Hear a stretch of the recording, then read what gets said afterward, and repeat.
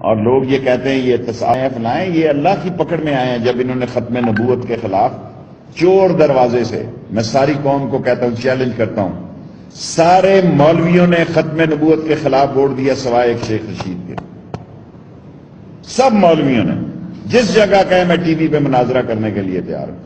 میں نے جب کہا یہ لوگ مجھے مارنے کے لیے آئے، 2 دفعہ مارنے کے لیے آئے، اتنے بدتمیز لوگ ہیں یہ. اسلام کے سربراہ مولانا فضل الرحمان صاحب.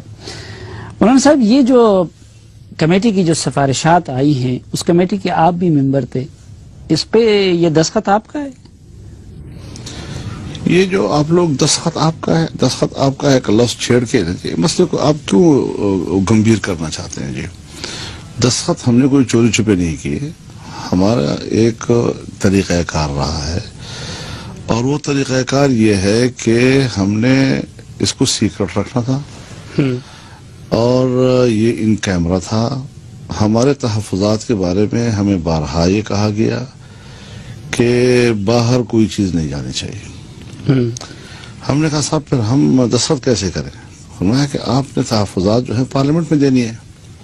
ٹھیک ہے جی، تو ایک ورکنگ ڈرافٹ کے طور پر ہم اس کو قبول کر لیتے ہیں، باقی تحفظات کے لیے آپ نے ہمارے سامنے میدان تو آپ کو کہہ دینا چاہیے تھا کہ ہم دستخط بھی پھر بعد میں کر دیں گے جب پارلیمنٹ میں فائنل ہو جائے. جب سب لوگ کرتے ہیں تو پھر وہاں پر ایک اس کا تو معنی یہ ہوتا تھا کہ جیسے ہم کوئی رکاوٹ ڈال رہے ہیں. جی نہیں، ہم نے کہا آئے ڈرافٹ آئے، اور ہم کہیں پر کوئی رکاوٹ نہیں بنیں گے. جی، لیکن یہ ہے کہ ہماری جو رائے ہے وہ وہاں اندر بھی سنی گئی، باہر بھی سنی جائے گی، ہم اپنی بات کریں گے. سب ایک فورم پہ آپ جیسا ذہین انسان موجود ہو اور اس سے اس طرح کا ڈرافٹ آئے جس کا نہ سر معلوم ہے نہ پیر معلوم ہے، یہ کیوں آپ کو وہاں سنا؟ لیکن آپ لوگوں نے بھی کوئی ڈائریکٹ کوئی واضح لائن تو نہیں دی ہے نا. مثلا اگر ڈرون ہماری مرضی کے خلاف ہو رہے ہیں تو ان سفارشات میں جب آپ لوگوں نے سلالہ پہ امریکہ سے معافی طلب کی ہے تو ڈرون پہ کیوں نہیں کی ہے؟ یہ سوال ہمارا ہے، یہ آپ مجھ سے نہ کریں، یہ ہم نے سوال کیا ان سے. جی، آپ کا تو دستخط ہے، اس لیے میں آپ وہ دستخط کو تو میں نے آپ سے جواب دے دیا نا، بار بار دہرانے کی ضرورت نہیں ہے. یہ صحافت سیاست میں مشکلات پیدا کرتی ہے، یہی ہوتی ہے جو آپ کر رہے ہیں. تو یہ جو سوال آپ نے کیا ہے پلاننگ کمیشن میں، متنازع بنانے کا گناہ کس کے سر ہے؟ مولانا فضل الرحمان، احسن اقبال، میاں نواز شریف، اسفندیار ولی خان یا سلیم صافی؟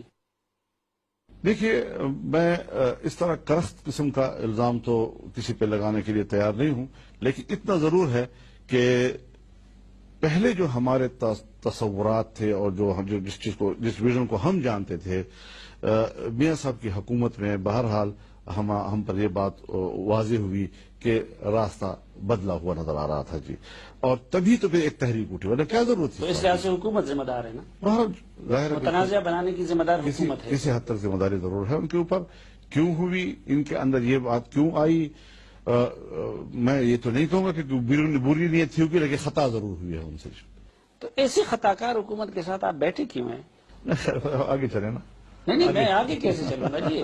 آپ وہ خطا کار حکومت بھی اور آپ ان کے ساتھ بیٹھے. انسان خطا کار ہے، خطا کاروں کے ساتھ بھی کچھ ان کی رہنمائی کے لیے چلنا پڑتا ہے. آپ بھی خطا کر رہے ہیں. نہیں، یعنی ہم ان کو ہم ان کو کہیں امریکنز کو کہ اب ہمارا جو پیس پروسیس شروع ہونے والا ہے، جب تک ہمارا پیس پروسیس چل رہا ہے آپ نے کوئی ڈرون اٹیک کیا، ہمیں وعدہ کریں آپ ڈرون اٹیک کرتے نہ. ہم 2 ہی چیزیں کر سکتے ہیں، ہم نیٹو کی سپلائی بند کر سکتے ہیں، ہم سیکیورٹی کاؤنسل پہ جا سکتے ہیں. میں یہ